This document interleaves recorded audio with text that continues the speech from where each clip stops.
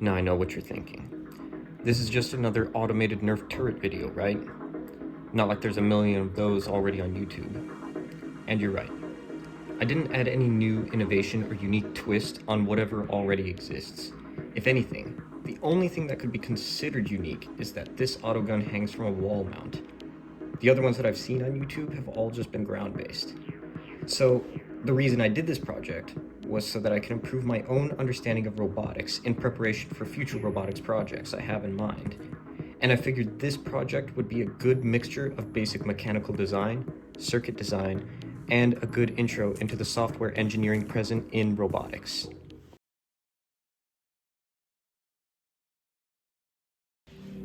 Just like my last project, this project was inspired by a scene from Breaking Bad of all things.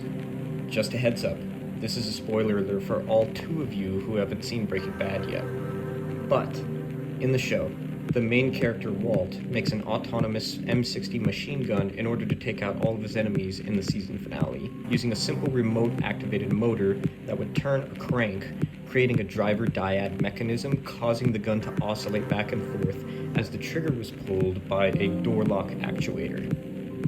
Due to this, some early iterations of my autogun had a similar design. Originally, I wanted to make the autogun a more advanced version of Walt's design, but with tracking abilities. But after some thought, I decided to take the project a step further and make it more akin to the ceiling or wall-mounted automated turrets commonly found in video games, as I figured this would be a more challenging project in that way.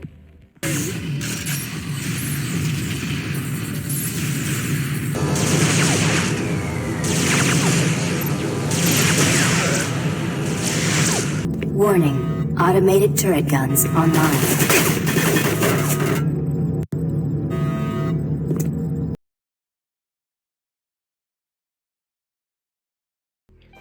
What makes this robot fairly simple is the fact that it has only 2 degrees of freedom, meaning that it has 2 different ways that it can move. In this case, I needed up and down movement, known as pitch or tilt, and left and right movement, known as yaw or pan. Movement in these planes of motion was electronically controlled by strategically placed motors. At first it was stepper motors, but eventually I moved on to servos.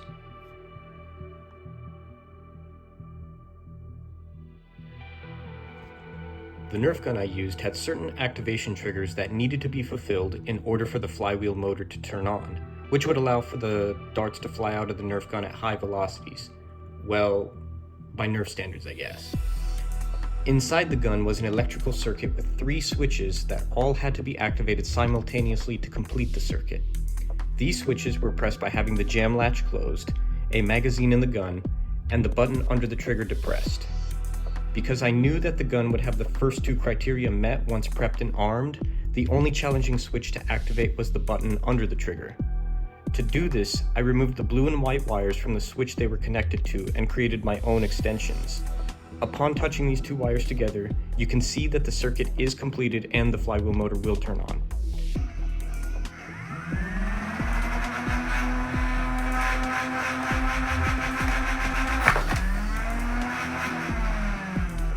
Once I had this modification set up, the next step, which I'll describe later, was finding a way to electronically join these 2 wires together in order to complete the circuit.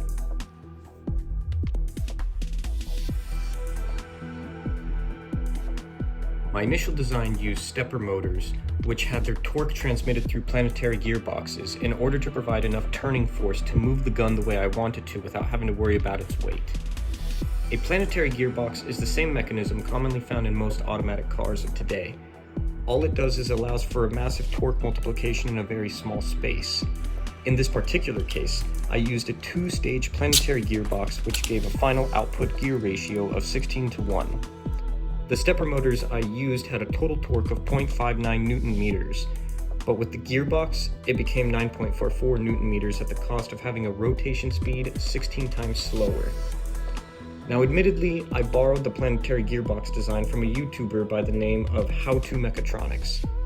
His gearbox is open source, so I used the design and modified it for my purposes, namely by adding features to allow large bolts to secure it together since it was going to be sandwiched between other components in my design. Some hardware is utilized in the gearbox, namely bearings, steel dowels, and screws. The hardest part in making this thing was the planetary gears.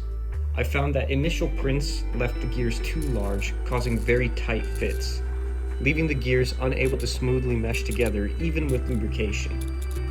The solution to this problem was modifying the horizontal expansion settings, which I used to print the gears slightly smaller than their original design, but while maintaining their height. Once the planetary gearbox was completed and tested, it was time to begin modeling the first iteration of the autogun.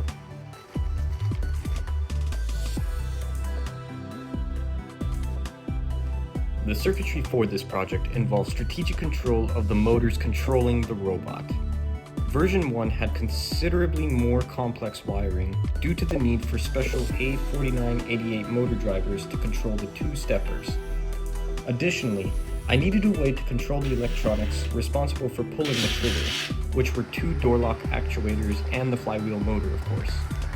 The latter three were controlled using a relay, which I had set up to activate the electronics on a timer to test that the firing mechanism would work before I began giving the robot the ability to track its target.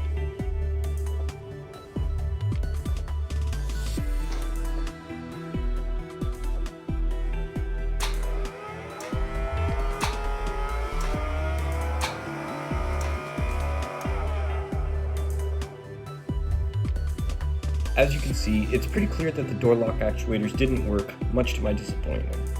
Because of this, I had to update my design such that the trigger would be able to be pulled all the way since the door lock actuators didn't have enough range of motion to do so.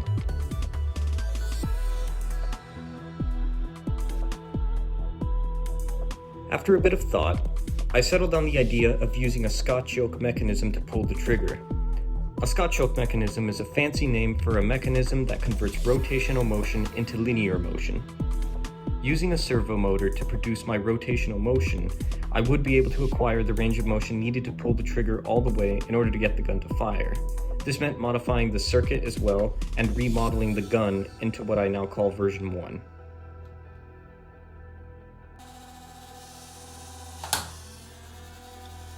As you can see from the test, this mechanism was sufficient enough to get the gun to fire, albeit much slower than I would have liked. Nonetheless, it's good enough for me to move on to fully assembling version 1.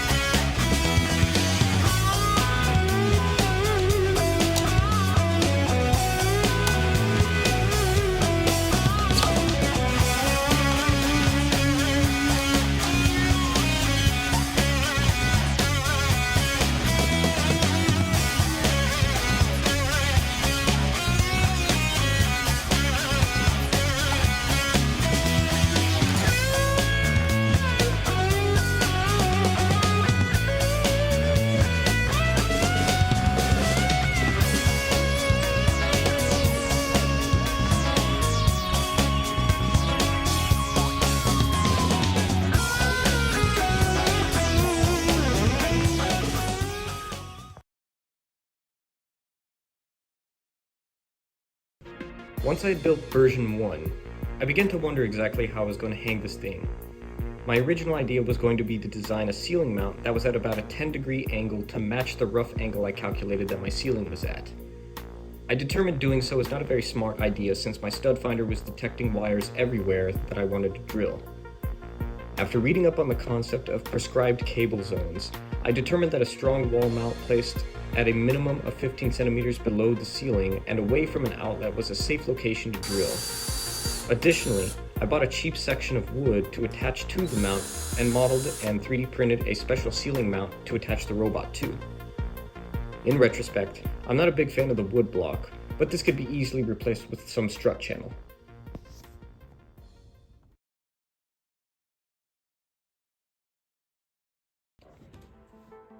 After hanging the robot, the last steps to completion were finalizing the circuit, implementing a camera, and programming the robot to track its target and shoot on sight. This was no easy feat, however, as I despise programming and have little experience with Python and computer vision. In fact, this was the project that introduced me to the concept of computer vision. I used a tutorial from a YouTuber by the name of Little French Robot, who had created a basic pan-tilt face-tracking camera with the whole Python and Arduino program written. It was a simple matter of learning the basics behind this device and then applying it to my robot, along with activating a relay upon target detection to turn on the flywheel motor and to pull the trigger. Easy enough, right? Unfortunately, I came to find that the code didn't work very well with the stepper motors I was using, as it was causing the robot to behave in very unpredictable ways, and I suspect that due to the transfer of torque and the rotation speed through the planetary gearboxes, the robot was not registering the correct required rotations from the stepper motors to track its target accurately. As such, I decided to remodel the robot to use servo motors instead, since the program was originally written for servo motors anyway.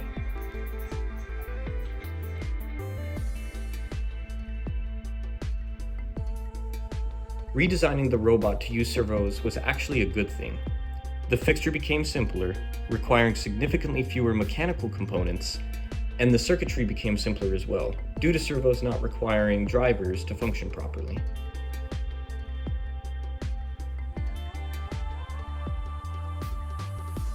Finalizing the code for this robot was the most challenging part of this project by a long shot. With the help of ChatGPT as a virtual assistant, as far as writing the code was concerned, I wrote about 20 different iterations of the code in order to make this happen, but there was always some problem. Either the flywheel motor would turn on but not the servo to pull the trigger, or I could get the servo that would pull the trigger to activate, but the software itself would freeze because it couldn't run both things at the same time. This led to a lot of frustration on my part, as I couldn't figure out why this was the case. I eventually decided to write the code so that the actions to turn the flywheel motor and to activate the trigger servo were not in the same loop. In other words, I decided it would be best to have the flywheel motor active as soon as the robot was turned on, and then have the trigger servo be the only thing that was activated as soon as the robot tracked its target. The primary problem with this design, however, is that the robot freezes in place where it actually tracks the target, and it has to fire in that exact location until the trigger pulling action is complete. So, while it's a working design, unfortunately, the target could easily move out of the way due to the slow trigger pulling time. Despite this, I consider the robot complete. Oh, fuck. I didn't expect that.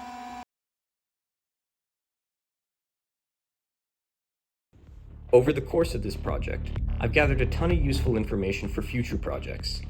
My biggest takeaways for this project come from the introduction to computer vision and its applications. With a basic knowledge of this, I have plenty of ideas in mind for future robots utilizing computer vision.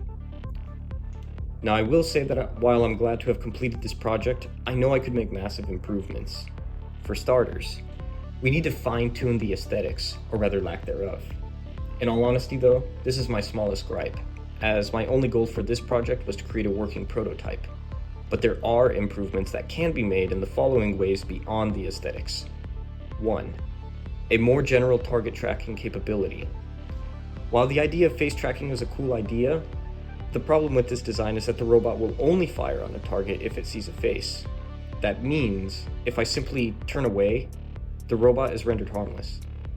Future computer vision would include identification of a human from any angle, leading to a much more threatening defensive turret. 2. Trigger response time. I think this is a twofold problem. The reason I chose this particular Nerf gun for this project was simply because I had already had it. But if I were to do this project again, I would choose to use a fully automatic Nerf gun, as this would remove the need for continual servo movement. But also, while a servo is a good choice for actually pulling the trigger, the mechanism I used is far too slow for the gun to have any reasonable response time to a detected target. I need to figure out a way to quickly pull the trigger and with an automatic Nerf gun, maintain the trigger pull until the target is no longer detected. 3. Change of software. While the software I used for this project was very helpful in making this robot work, at least from a basic standpoint, I find that it's far too rigid and it doesn't work very well with multiple electronics running at once. As said, trying to run the trigger servo at the same time as the relay would cause the program to freeze. And 4. Better wiring. Future iterations would have less exposed wiring and a cleaner setup overall, but again, this is more of an aesthetic thing. However, exposed wires could prove to be an issue because that lead to accidental unplugs and various other issues along that nature. Overall, I think this was a successful project and I'm quite excited to make improvements in the future. I already have ideas for a Mark II. Despite the fact that better designs already exist on YouTube, trying this for myself has given me a great introduction to robotics, from which my future designs are likely to build upon the principles that have been found here. Join me soon for my next project. Until then, this is Ultra Dark Engineering. Donald signing off.